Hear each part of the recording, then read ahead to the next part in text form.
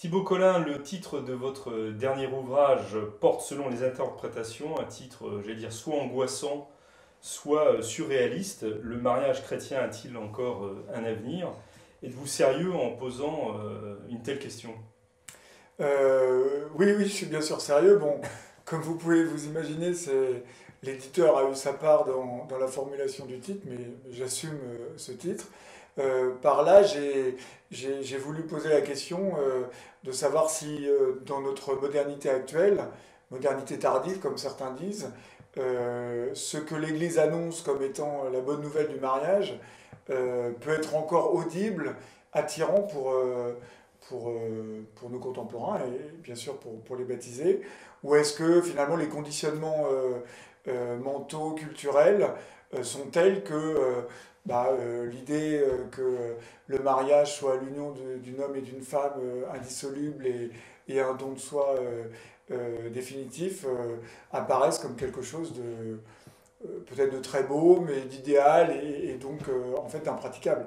Donc ce titre, me semble-t-il, souligne une question véritable. Alors bien sûr que dans la foi, on sait que le mariage chrétien demeurera, Il y a encore un avenir, oui. voilà, le sacrement de mariage ne va pas disparaître, mais est-ce qu'il a encore une appétibilité, une force d'attirance pour nos contemporains, et notamment bien sûr pour les fidèles, ou est-ce qu'il apparaît comme trop exigeant, trop décalé par rapport aux mœurs de notre époque? Alors on va en parler justement de tous ces conditionnements, de toutes les questions qui se posent autour de l'avenir du mariage chrétien, dans les limites que vous venez de Mm. poser.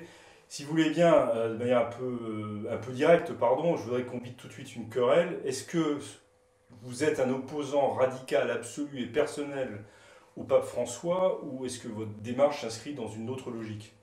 Bah, je pense que la réponse est dans votre question, c'est-à-dire, bien sûr, je n'ai aucune animosité personnelle contre le pape François. Par contre, ce livre est né des nombreux débats qu'il y a eu en amont et en aval des deux synodes ordinaires et extraordinaires sur la famille il y a quelques années, et évidemment de l'exhortation post-apostolique, enfin de l'exhortation apostolique post-synodale du pape François sur, Maurice Laetitia. voilà, sur ces différents sujets, et que j'ai voulu dans ce livre modestement apporter ma contribution et ma lecture pour essayer de comprendre quels étaient les enjeux, et il me semble que les enjeux sont systémiques, hein, pour prendre un terme peut-être un peu pédant, c'est-à-dire que tout se Un tient, peu hein, fort aussi. comme le dit le pape François lui-même dans la Dot aussi, tout est lié, et que notamment sur cette question de la pastorale du mariage et de l'accompagnement des personnes qui sont dans des échecs de la vie conjugale, notamment ce que l'on appelle entre guillemets les fidèles divorcés et remariés civilement, euh, se joue dans ces questions d'accompagnement et de cette pastorale toutes sortes d'enjeux, toutes sortes de conséquences et d'implications qui touchent aussi bien la théologie morale que la théologie sacramentaire, voire que l'ecclésiologie sur la question du rapport entre le Christ et l'Église, bon, et d'autres éléments, et que on ne peut pas considérer cette question comme une question purement disciplinaire ou purement pastorale au sens où ça n'aurait aucun impact.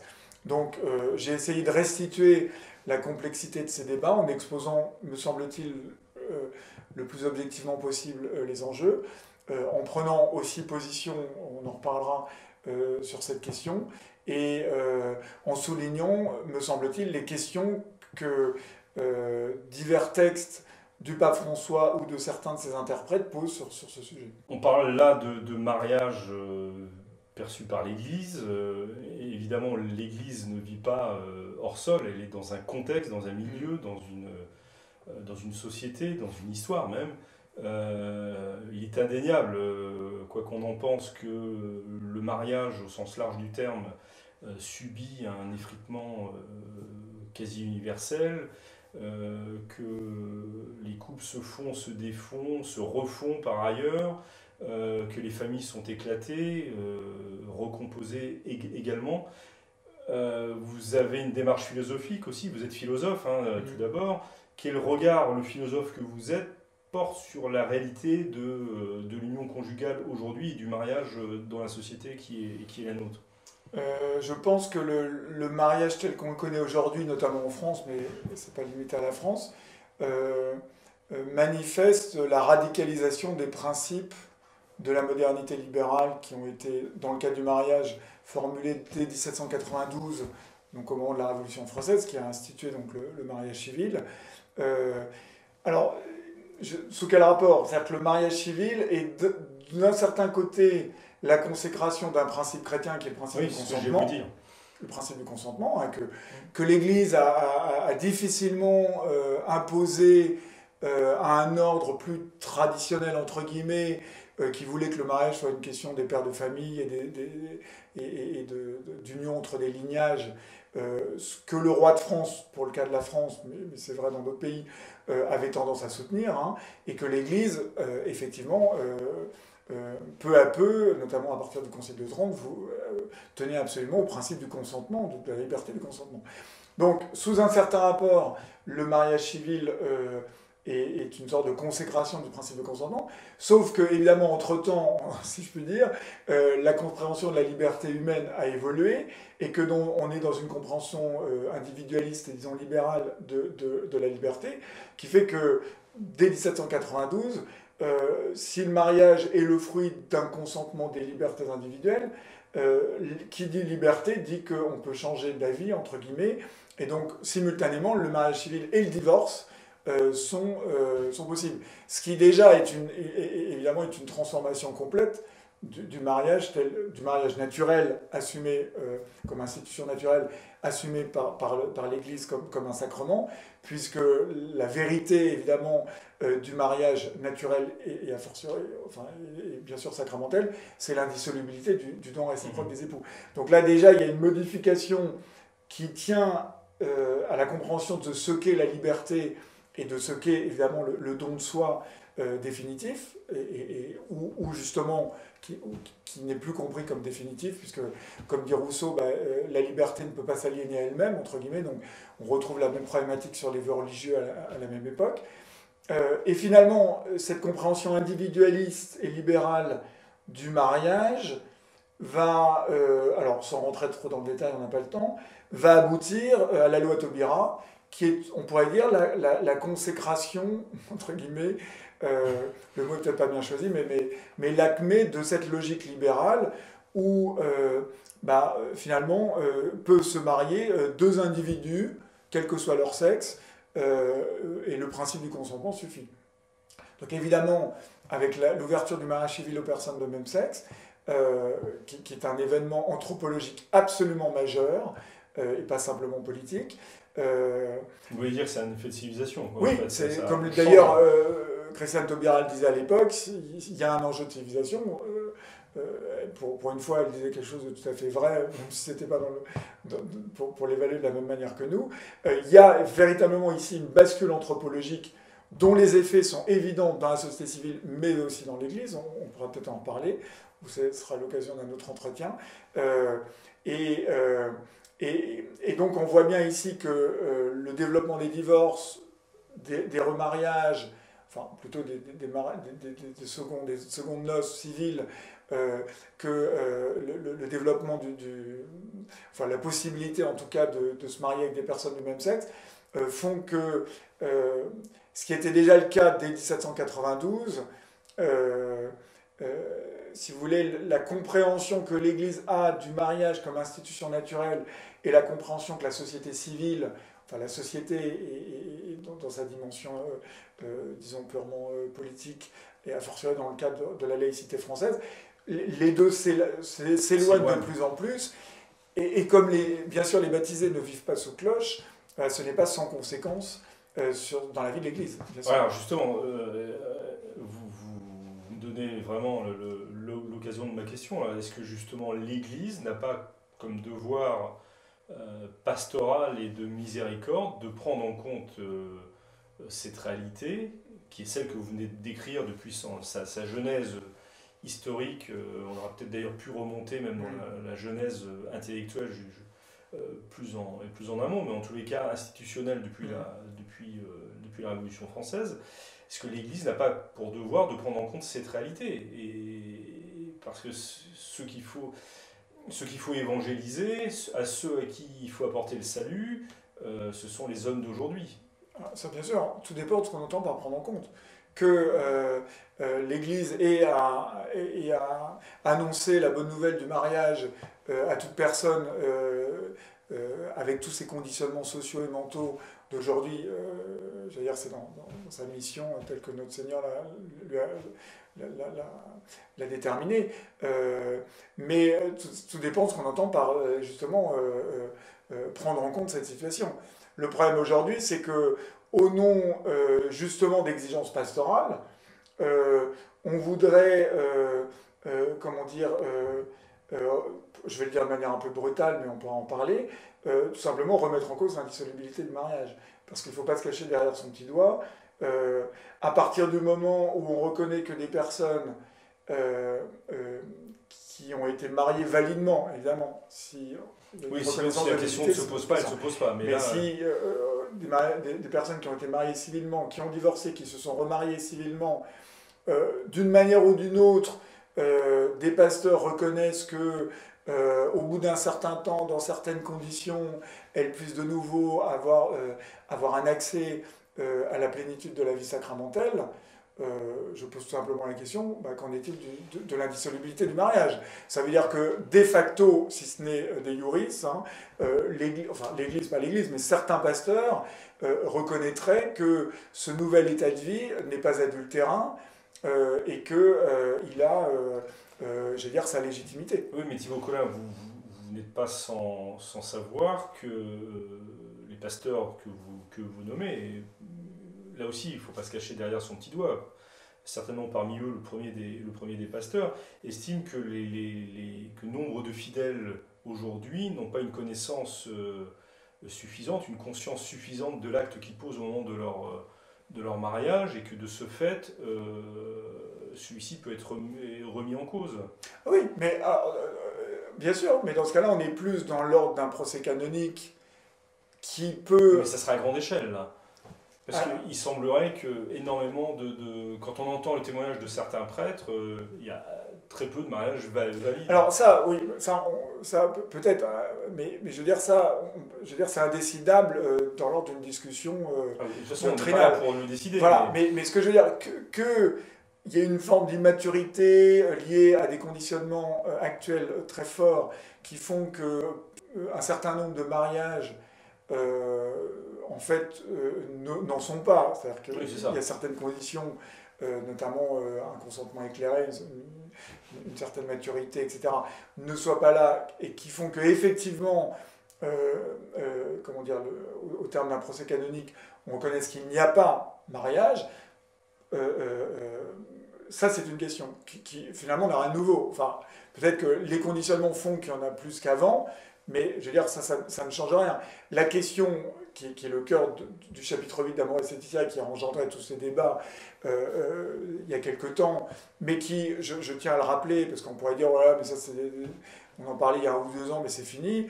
Monseigneur Scola, le cardinal Scola, archevêque émérite de Milan, a publié un livre cet été où il revient sur cette question. Et le cardinal Scola, c'est pas n'importe qui dans l'Église actuelle, où il repose clairement la question, et en montrant qu'il y a un lien indissoluble entre la dimension nuptiale de l'Eucharistie et la dimension eucharistique du mariage. Et que donc,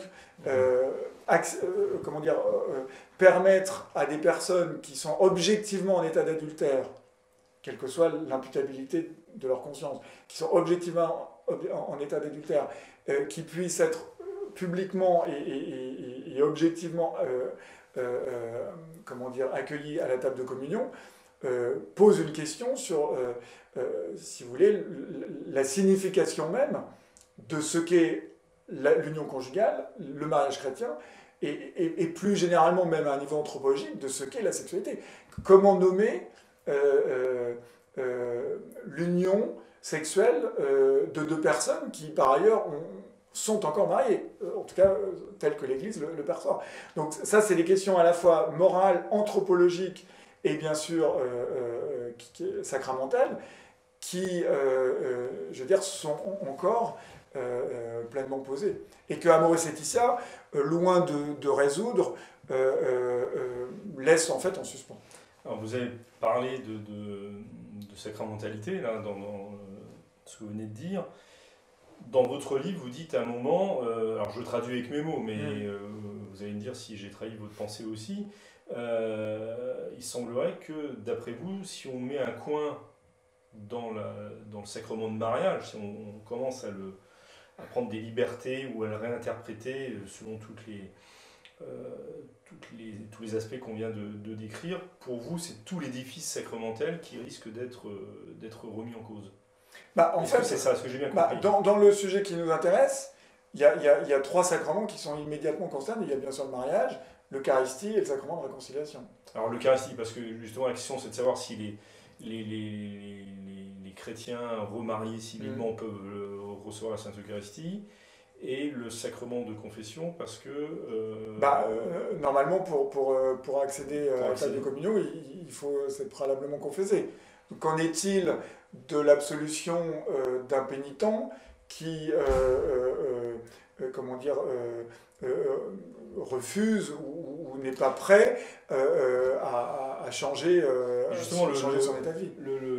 Est-ce qu'Amoris Laetitia ne laisse pas le choix du jugement au prêtre au moment où il confesse ou où il est en relation avec les pénitents? Que le prêtre ait le pouvoir de lier, délier, ça oui, mais justement, ce n'est pas un pouvoir purement arbitraire. Donc on voit bien que le prêtre, il n'est pas la mesure ultime de ce que notre Seigneur a enseigné, de ce que l'Église transmet comme vérité. Donc à partir du moment où il n'y a pas de véritable contrition de péché ou une pleine conscience, et qu'en l'occurrence ici il y a une dimension objective et publique de l'état de vie, parce que c'est ça qu'il faut jamais oublier, hein, les sacrements ont un caractère public, et on est dans une dimension donc, qui a une certaine objectivité, pose effectivement la question du scandale, au sens fort, même si aujourd'hui ce mot paraît outrancier à certains. Paraît un peu exagéré, effectivement. Oui, mais encore une fois, se pose la question de l'indissolubilité du mariage. C'est-à-dire à partir du moment où des personnes peuvent vivre en état objectif d'adultère, quelle que soit la conscience de leur état. Quel est le rôle du pasteur? Qu'est-ce que c'est qu'un pasteur? C'est ça la question. Est-ce que le pasteur n'est pas là pour justement transmettre à ses brebis, qui ne sont pas les siennes d'ailleurs, mais celles que le Seigneur lui a confiées, les voies du salut? Donc là, on voit bien que... vous voyez là, toute cette autre dimension aussi, qu'est-ce qu'on entend par pastoral aujourd'hui? Est-ce que la pastorale est effectivement comment dire, le processus par lequel le pasteur accompagne ceux qui lui ont été confiés dans la vie chrétienne et ultimement sur ce chemin de sainteté, ou est-ce que la pastorale est un nouveau mot pour impliquer une sorte de compromis avec l'esprit du monde? Je veux dire, la réponse est dans ma question. En somme, ce que vous reprochez, peut-être que le mot est fort, mais ce que vous reprochez... Que je cherche à objectiver, disons. Voilà, peut-être. À Amoris Laetitia, c'est un certain flou qui ouvre la porte, malgré tout, à une multiplication d'interprétations. Mais est-ce que finalement, on ne tourne pas un peu rond? Est-ce que de toute façon, l'interprétation nous est donnée normalement par le Saint-Père, oui, ou par le lien de ce texte avec la tradition de l'Église? Oui, mais la difficulté aujourd'hui, c'est qu'on est dans la confusion. Le mot confusion revient très souvent sur ces débats. Et les doubias des fameux 4 cardinaux, dont le cardinal Caffarin, mettaient le doigt sur cette question, qui demandait au Saint-Père d'éclaircir et d'éclairer, disons, la conscience des fidèles. Comment dire, l'interprétation que le Saint-Père a validée dans une lettre privée et ensuite a fait publier aux actas, c'est une lettre qu'il a écrite en réponse aux directives des évêques de la province de Buenos Aires, qui en fait reprennent grosso modo la position d'Amoris Laetitia. Donc on est devant une sorte de circularité qui en fait ne règle pas la question. La confusion demeure. Alors, le Saint-Père a dit il n'y a pas d'autre. Le Saint-Père a dit il n'y a pas d'autre interprétation. Sauf que quand vous lisez le texte des évêques de la province de Buenos Aires, grosso modo, c'est ce que dit Amoris Laetitia, avec un ajout qui, à mon avis, me paraît totalement une contradiction interne, c'est-à-dire que ça laisse clairement la porte ouverte à la possibilité de donner la communion eucharistique à des personnes divorcées remariées civilement, et en même temps, dans le même texte, il dit mais évidemment c'est impossible de donner la communion à des gens qui sont encore dans une situation d'injustice. Le mot injustice étant que je souligne est dans le texte. Mais justement l'adultère est intrinsèquement une situation injuste. Donc évidemment on voit bien dans le texte que l'injustice c'est le délaissement des enfants, le fait d'abandonner son conjoint dans la pauvreté. Bon, on peut imaginer des critères mondains. Qui sont des vraies questions. Qui sont des vraies questions. Mais ça c'est des critères mondains. Je ne prends pas mondain au sens péjoratif, oui, mais qui sont accessibles immédiatement à n'importe quelle situation. Mais évidemment que la situation d'adultère objective, la situation objective d'adultère, est une situation intrinsèquement injuste.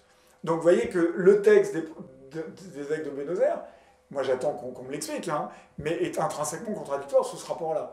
Donc quand le Saint-Père dit il n'y a pas d'autre interprétation, bon, on reste finalement sur notre fin, puisqu'on est devant un texte contradictoire, et donc la confusion n'est toujours pas éclaircie. Il y a un chapitre important dans votre ouvrage, je vais dire qui tombe bien en même temps, puisque nous sommes en 2018 et il y a 50 ans, l'encyclique Humanae Vitae de Paul VI paraissait et avait aussi créé beaucoup de réactions, de contradictions, de combats, même dans l'Église. Vous faites un lien, vous, entre la situation d'Humanae Vitae et la situation que nous vivons. Oui, parce qu'en fait, on pourrait dire qu'Humanae Vitae a été un texte qui, explicitant la tradition, hein, c'est pas un texte nouveau, certains disent oui, mais Humanae Vitae ça tombe du ciel, non. Ça s'insère dans la continuité du magistère. Voilà, et ça, évidemment, l'impact et le scandale, entre guillemets, au sens mondial du terme, de Humanae Vitae, c'est que c'était dans un contexte évidemment culturel, notamment en Occident, très particulier.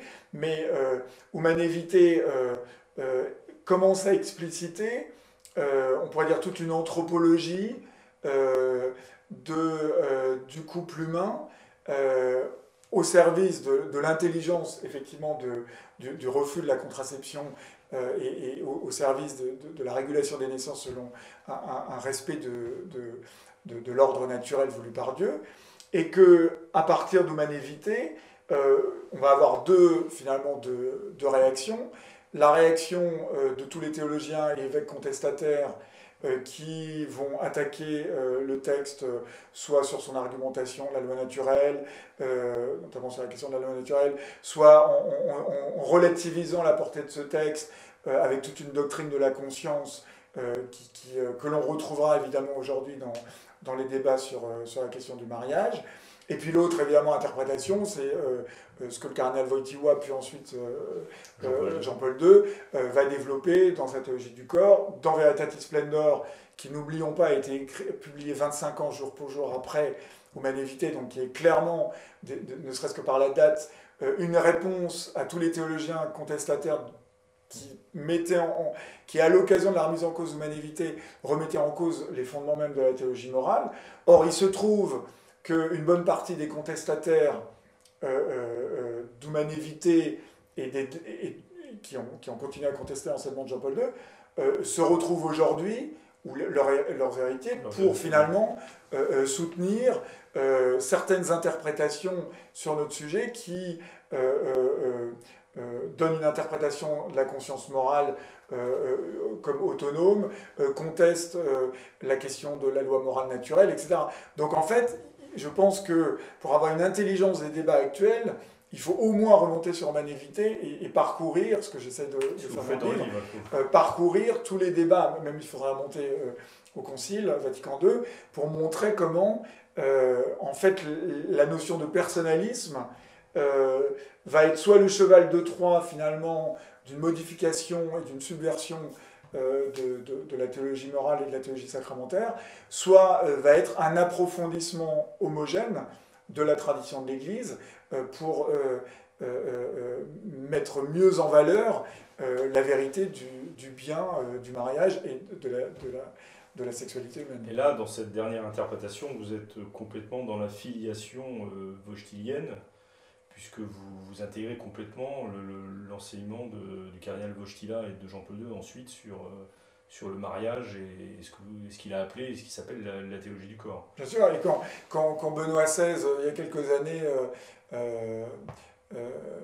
est revenu sur les moments importants du pontificat et sur les textes importants de Jean-Paul II, il a rappelé, dans un contexte qui était déjà, disons, assez mouvementé sur ce sujet,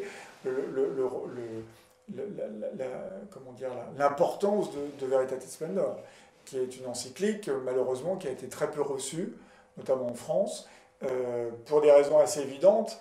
C'est que si on assume jusqu'au bout Veritatis Splendor, on ne peut plus mettre sous le boisseau Humanae Vitae, avec tous les enjeux pastoraux. Donc il y a vraiment un lien entre les enjeux pastoraux. Et finalement, on voit, si on prend un peu de recul, que finalement toute une frange des pasteurs, et bien sûr aussi des laïcs, suit le processus du monde avec quelques décennies de retard, et que finalement, dans les années 60, c'est la question de la contraception, qui est largement maintenant dépassée, puisque beaucoup considèrent que c'est même plus un sujet, etc.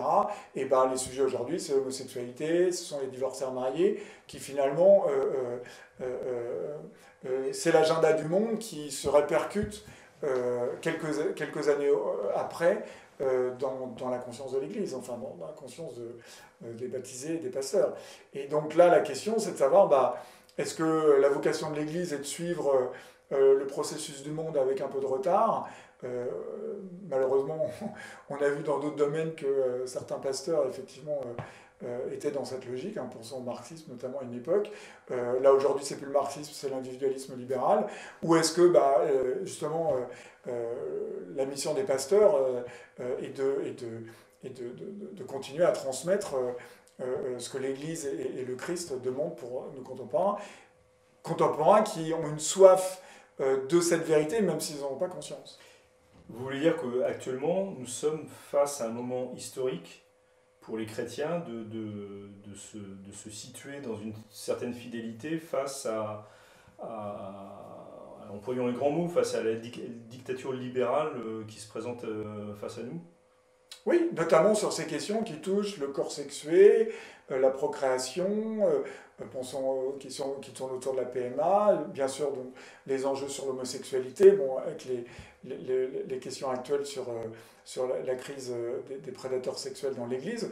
Tout cela, me semble-t-il, alors il ne s'agit pas de tout mélanger, mais il faut, je pense, faire des liens et manifester que tant qu'on n'aura pas assumé jusqu'au bout les présupposés anthropologiques et moraux et sacramentaires de toutes ces questions, on continuera à faire du bricolage et la crise et le délabrement finalement de pans entiers de la vie chrétienne ou de la catholicité, de la vie chrétienne, de la vie de l'Église,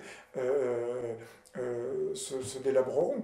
Et que là, effectivement, il me semble que le débat autour d'Amoris Laetitia est à prendre dans ce contexte.